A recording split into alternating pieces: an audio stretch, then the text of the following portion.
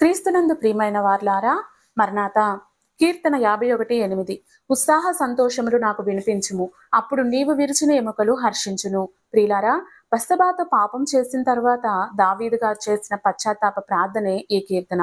పై వచనంలో దావీదు గారు, నాకు ఆనందం సంతోషం కలిగించే మాటలు వినిపించు దేవా, విరిగిన నా ఎముకలు తిరిగి ఆనందించనియ్యి అని దేవుణ్ణి వేడుకుంటున్నారు.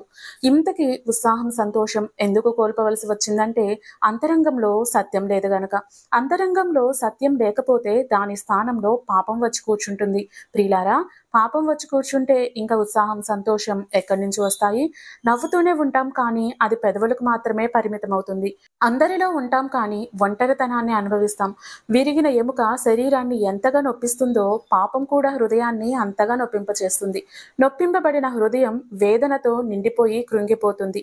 అందుకే దావీదు గారు తన వ్యక్తిగత అనుభవంలో ఈ రీతిగా మాట్లాడుతున్నారు. నా బ్రతుకు దుఃఖంతో వెళ్ళబుచ్చుతున్నాను, నిట్టూర్పులు విడుచుటలో నా ఏండ్లు గతించుచున్నవి. నా దోషమును బట్టి నా బలం తగ్గిపోవచ్చున్నది, నా ఎముకలు క్షీణించుచున్నవి. కీర్తన 31:10.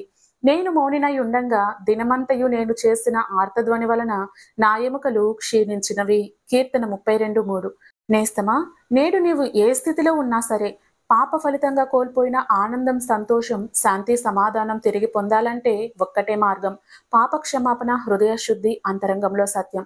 ఇవి మాత్రమే మనలను దేవునితో సమాధానపరిచి మనకు ఉత్సాహంను మరలా తెస్తాయి. కనుకనే ఆయన పాదాల చెంత చేరుదాం, పశ్చాత్తాపడదాం, శాశ్వత ఆనందాన్ని అనుభవిద్దాం. అట్టి కృపాదేవున తండ్రి వలన మనందరికీ కలుగునుగాక. ఆమేన్. మరణాత.